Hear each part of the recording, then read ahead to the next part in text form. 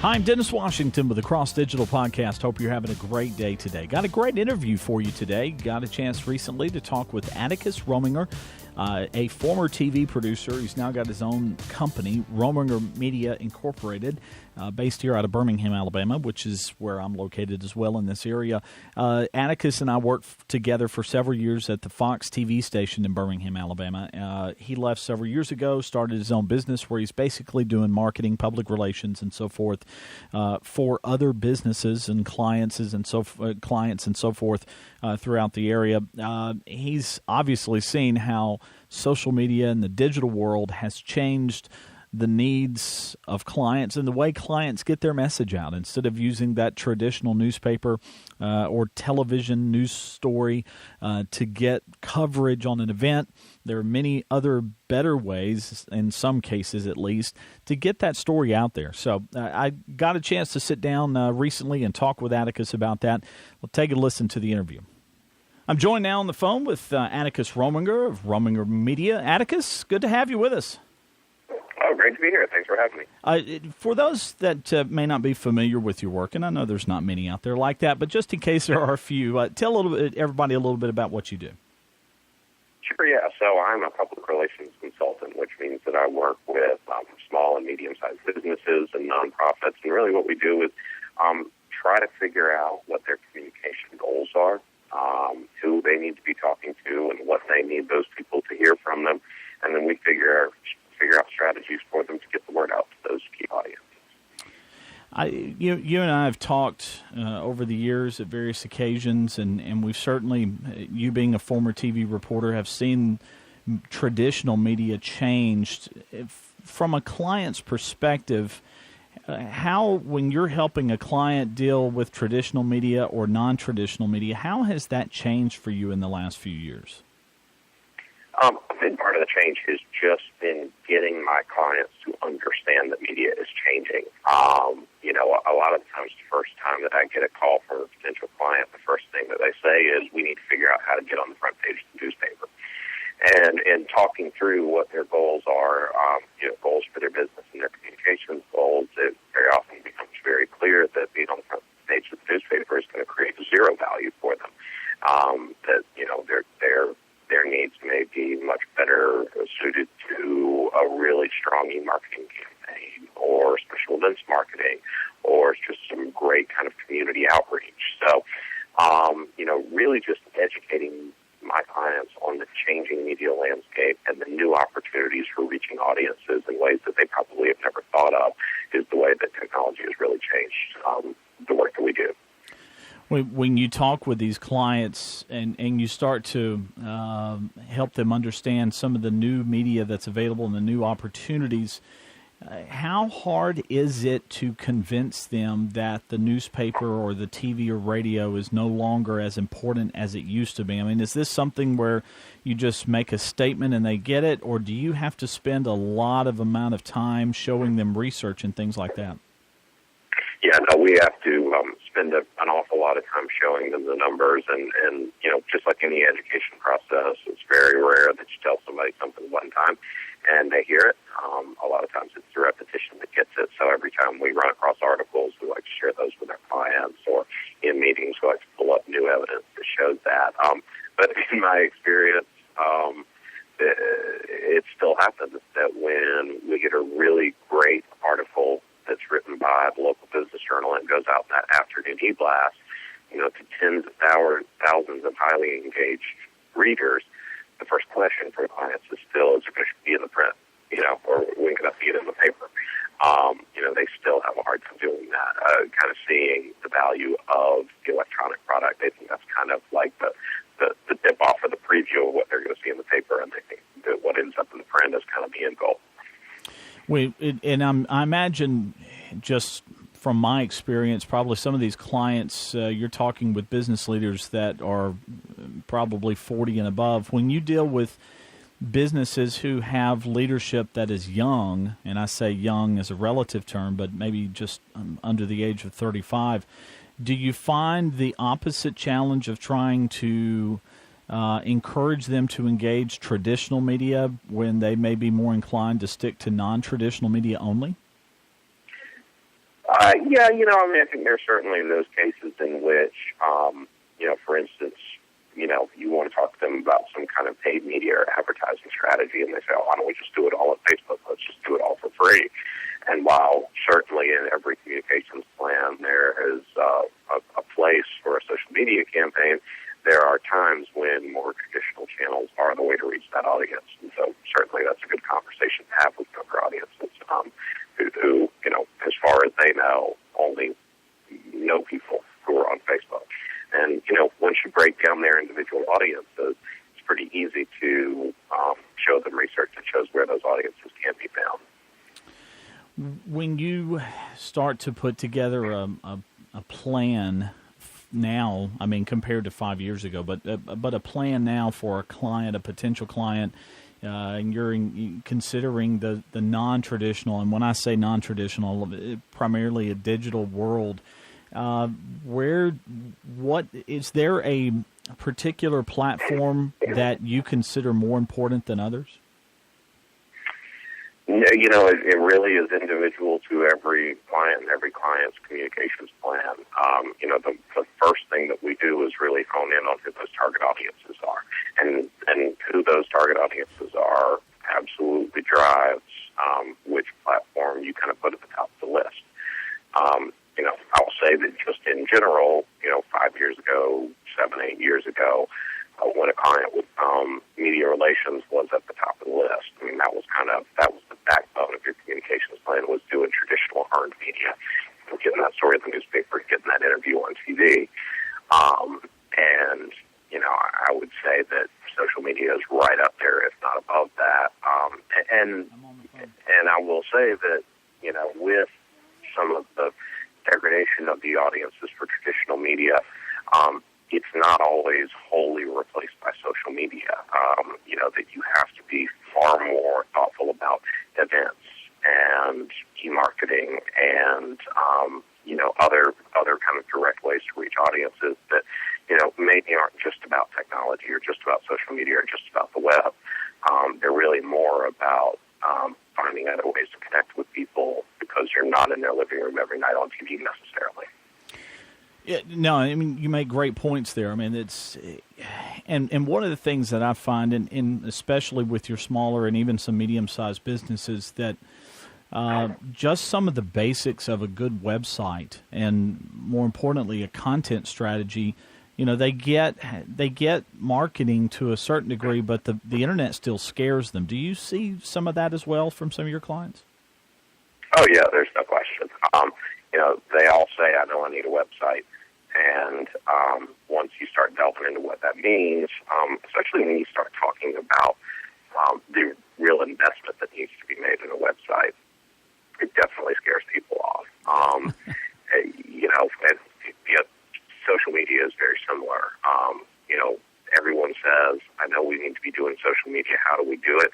And the second you start talking to them about how you're going to do it, and then you start attaching some cost to that, they say, we don't really need to do it. They think because it's a free platform that it's a way that they can engage for no cost.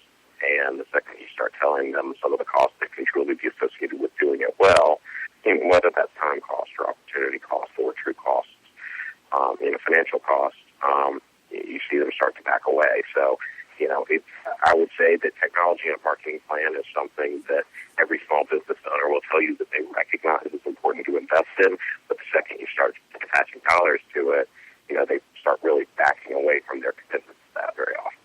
No, I mean, you make a great point. I mean, I'll run across people that will tell me that they spend $1,000 a month still to have a listing in the Yellow Pages, but they don't want to spend $100 a month for Facebook to do it right, or any other social platform, or they won't spend $1,000 a month on a good website and content strategy. It's surprising to me that people just don't see the opportunity, and I guess that leads to the next question: the education, and this goes back to kind of what you alluded to in the beginning with educating clients. When you're trying to educate, there's a crossroads at some point where you say, look, you can either hire me to educate and teach you and your employees how to do this right, or you can hire me at a much higher cost to come in and do it for you. Which road do you like to travel down? Well, for me personally / professionally, it depends on the task. There are some things that it's just probably more effective for me to do. For instance, that traditional media relations, that traditional media pitching, certainly it's probably more efficient for my clients for me to pick up the phone and make a few phone calls to, folks who I've spent years building strong relationships with and get things placed than for me to kind of teach them how to do it. On the flip side of that, social media, I think it's terribly important that an organization's voice in social media is authentic. And there is no replicating the expertise that every organization has within its own walls. So for those kinds of organizations, if I can teach them how to share that voice on social media in an effective, consistent way, that's far more valuable than me trying to suck the knowledge out of the phrase every Monday morning in a conference call and schedule a bunch of, somewhat canned, inauthentic posts for a week. No, you're totally right on that. And that's, I've dealt with a few clients as well. And like, look, I don't know your business as well as you do. I would much rather, from a social media perspective, and especially when you start thinking about social media in the terms of a conversation, this is, I guess, one of my bigger challenges is helping businesses understand that from social media, you're looking at a conversational opportunity, just like if you would if you had a potential customer walking your front door and talk to your receptionist. How do you help a client understand that the just because they're working in a business, that social media is still an opportunity just to have a conversation? I think you've got to show them examples, and you got to show them how it's done, and you probably got to get them to take a little bit of a leap and just let you do it for a while to explain it to them. I do think that one of the great mistakes that people who own businesses make when they dive into social media is that they think that they can just use it as this ongoing product listing. I actually heard someone talk about this morning, say you wouldn't walk down the aisles to everyone in your store and say, we've got soap, hey, we've got soap. But for some reason, people feel like, that's how they're going to engage in social media, by just constantly telling everybody what they do or what they have or what they sell. And the truth is that, you're not out there. Social media is not an advertisement. It's a way to build relationships and engage people. And so rather than telling everybody about the soap that you've got, why don't you ask people about the soap that they want? You ask people to share with you the best soap they've ever smelled and talk about why it's so great and what they were looking for, and then use that to rethink your product offering. That is a great. In social media, figure out what they want, and then you can very gently go back and tell them, oh, by the way, remember how you told us how much you liked the smell of soap? Well, we've got it now. That is a great example. I've used an example before about the whole concept about focusing on what the customer needs, not what you think the customer needs. And my example to this is I tell people, like, if you go to a restaurant and sit down, you really don't want the waitress or waiter to come up to you and say, look, we've got financial problems, so we need you to buy one of everything on the menu tonight. And what the waiter or waitress, a good one, will ask you what you want to eat and solve your problem of your hunger problem. And the better they do that, the better tip they get. So, and therefore the restaurant makes more money because you'll go back and buy more food again. So you solve your customers' problems, they're more likely to buy your product and your service. And the soap is a great example. It brings up a good point that you just made about the idea of, walking down the aisle just screaming, buy my soap, buy my soap. How hard is it for you and for your clients when you get the ball rolling with social media to help them get above the noise? And there is so much noise out there on social media. How do you elevate above the noise? That's an amazing challenge. It seems like it's getting harder every day. I talked about the importance for many clients of thinking about events and their marketing planning, and it's hard to rise above the noise of so many events going on. Yeah. A lot of people have figured out that traditional advertising is not working. A lot of people have turned to event marketing. And on a Thursday night, you may be competing with 6 or 7 small cocktail parties to try to get somebody to come to hang out with your client. And every one of those has a Facebook event. And every one of those has 10 Facebook posts a day to remind you to come to the event.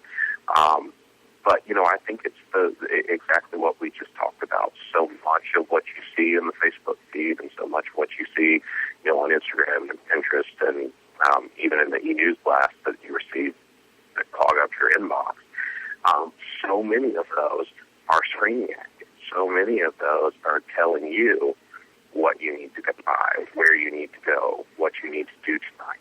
And I think that, the way in which you elevate them is by engaging, by asking them questions, by providing them information that's not about you. If you're trying to position yourself as the go-to source on financial advice, position yourself as the person who has gone out and read the 20 financial blogs or the 20 best financial pages of websites today and aggregated all that information into the 5 financial articles you have to read before the end of the day. So again, it's not me spitting out my vast financial knowledge to you and saying, this is why you need to come to me because I've got all the answers. Yet, hey, I provided some value for you. You know how you want to read really good financial stories today, but you don't have time to go out and read 25 different websites to find the most important news? I've done that for you today. Yeah. It's ways that you can create value for people online or interest for them online that isn't necessarily talking about yourself or what you sell. I mean, you raise the example. To me, when you were talking about the idea of aggregating, I mean, one of the ultimate examples of that would probably be Matt Drudge with the Drudge Report. I mean, you've got a website, and it's not a very pretty-looking website, but he and his staff do a fantastic job of just aggregating some of the best content in the world, and you go there and check that out, and you come away knowing pretty much anything that's important that's going on in the world. And so one thing I was just sitting here thinking about, too, when we talk a lot about social media and so forth, how important is YouTube in that social media mix?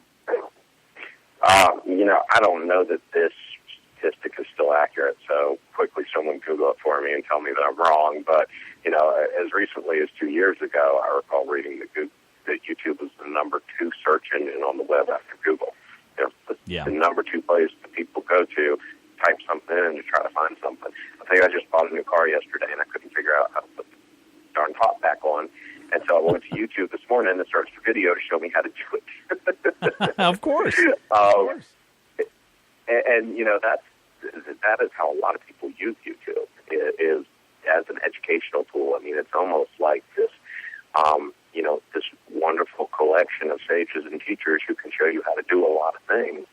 And, think about your product or your service in those kind of terms. And think, if I'm trying to capture somebody who's really interested in, how to access this kind of service or how to do something on the internet or how to find the very best widget, could I create some educational content that's not salesy, that's not trying at the end to drive them to my website to buy my product, but some true educational content to begin engaging them. And maybe at the end you call them to action, but the call to action is not go to my online web store and buy, my widget, but maybe it's, hey, want to have more tips like this, sign up for my e-newsletter. I send this stuff out weekly, Yeah. I think YouTube is a great way to begin to use video, which is really engaging media, to begin, building your stock as an expert in your field. I had an opportunity to speak at a public relations writing class earlier this week down in Tuscaloosa at the University of Alabama, and the professor and I were talking before the class. She had recently discussed with them about VNRs, and I related my experience with that in traditional media, where VNRs have become very stringent. The news directors really restricting the amount of where VNR is used. And I made the point to her. I said, your chances of getting on TV are much better if you just put the video on YouTube. Because the news director's more than happy to find some great YouTube video to show on TV, but if it has the label VNR slapped across it, then it's going to have to go through a legal department before it gets aired almost. And I guess that's that leads to the point with with your clients and with some of the smaller, medium-sized businesses. Do they have not just the financial resources, but the ability to not just handle their website and Facebook and Twitter or whatever the social media or email marketing, but YouTube as well? I mean, when you start to add all that up, that's a lot of stuff to handle. Yeah, it is. And I mean, there is no question that, every one of my clients is working within a limited marketing or communications budget, which is why you prioritize. I mean, YouTube's not the first. I'm not going to, unless we knew that 100% of our clients were on YouTube 100% of the time, we're not going to prioritize that at the top of the list of things we're going to do. So a lot of times, after I have my first two meetings with a new client, we work out that first communications plan, and then we start talking about price.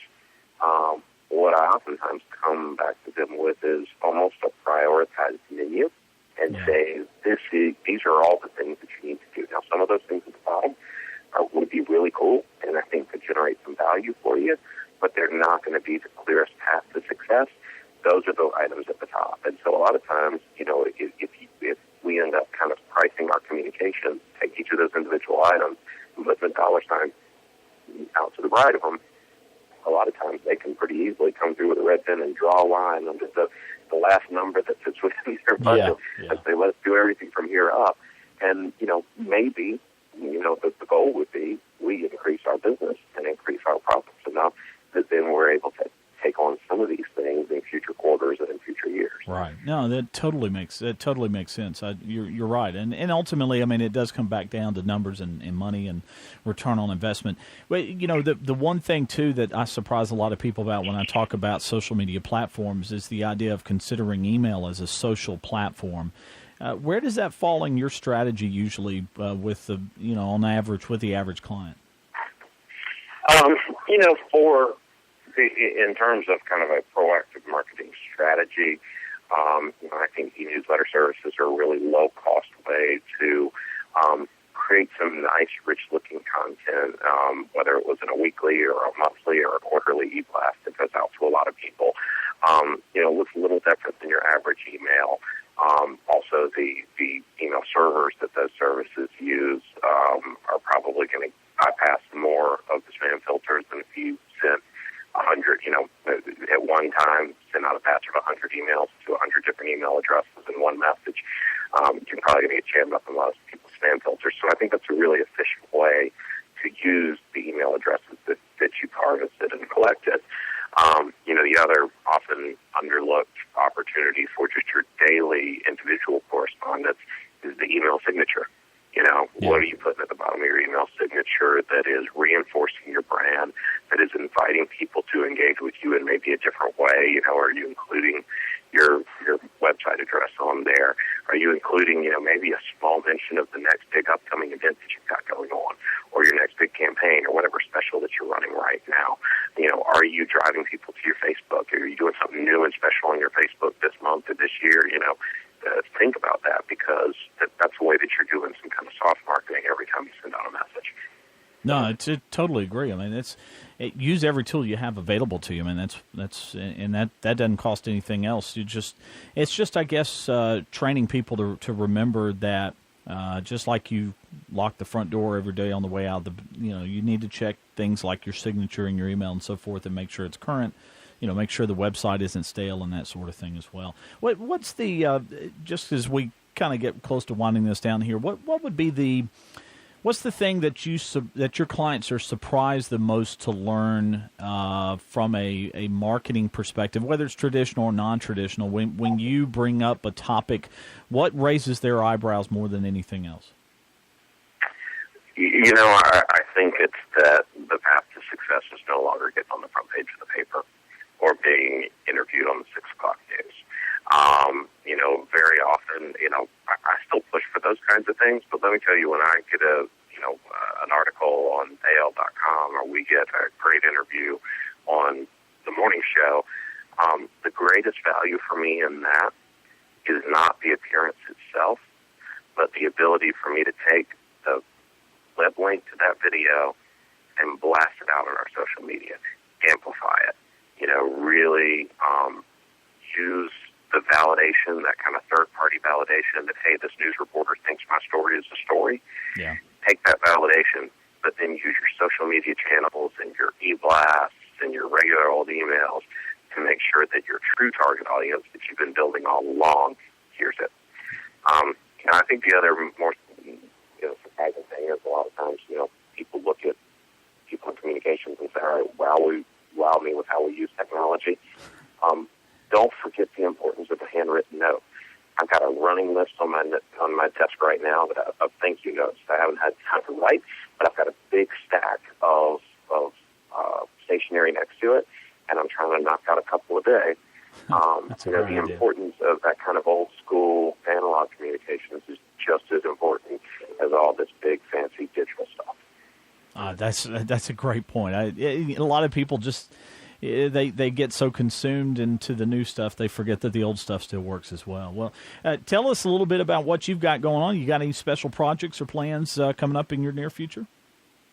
Yeah, so I'm working with an economic development agency called Rev Birmingham, and Rev works kind of at the street level, working in individual communities to try to fill up some of the empty storefronts that we see in these urban commercial districts in the city of Birmingham. So right now we're working on a big project called Revive, which is a month-long kind of really focused look at several districts and trotting out some new ideas like pop-up shops and special events. And we have just really leveraged the power of social media for this. We've had more than 70,000 plus impressions in social media in a month. We went from 0 Facebook followers to more than 2,000 Facebook followers in less than a month. Wow. Instagram has just been absolutely explosive. But I think the key has been that we haven't been telling everybody where we are or what we're doing. We've been inviting people to the conversation. We've been saying, here's a picture of a vacant building in Birmingham. What would you put here? Here is, an empty street. When you look down it, what do you see? What's the kind of community you see being built on this street? Or we've just been asking people, hey, if you're seeing something cool that people are doing in another city, send us some ideas because we're going to incorporate it. And people have sent us ideas, posted them on our Facebook page, and we've implemented them. And they've been incredibly successful because they didn't come from us, but they came from our customers, for lack of a better term. So I would invite people to check out that website, revivebirmingham.com. Check out our Facebook channel, especially our Instagram and our Facebook, and just kind of see how that conversation has been evolving over the last month or so. That's awesome. That's some great numbers too socially, and I love the conversational idea and the crowdsourcing basically that you're doing there. That's just fantastic. Atticus, thank you so much. Appreciate you taking time out of your day to talk with us today. Thank you. Nice talking to you. And again, that was Atticus Rominger of Rominger Media Incorporated. Appreciate Atticus taking the time again to talk. And again, if you didn't catch that website, it's revivebirmingham.com. And I'll put that in the show notes on crossdig.com on the blog post as well for this podcast. You can also follow Atticus on Twitter. I'll put that link there, and as well as a link to his website. But again, appreciate Atticus talking with us today. Really, one of the big takeaways I take from this conversation that Atticus and I had today is the fact that there are, in some cases, better ways to get your message out than getting on the front page of a newspaper or getting a story done about you on TV. With the internet and with the right tools and, more importantly, the determination on your part, you have the opportunity to succeed and to grow your business. The fate of your business is not in the hands of another company. It's in your hands, and you can control that destiny with the determination to use the technology that's available out there. But then, as I pointed out, even with the thank you notes, the idea of just being a person, having that conversation, encouraging people to have a conversation with you, asking people their questions, it's all comes back to that human interaction that is so important no matter what platform you're using. So Appreciate Atticus and his time today talking about that. That wraps it up for this edition of the Cross Digital Podcast. If you have suggestions for an upcoming interview, think someone I should talk to, please contact me at crossdig.com. Let me know. Love to consider that request. If you need help with your business, content marketing and the such, any kind of social media work, check us out as well at crossdig.com. Let's get together and work on a plan for you. I'm Dennis Washington. Have a great day from the crossdig.com and the Cross Digital Podcast.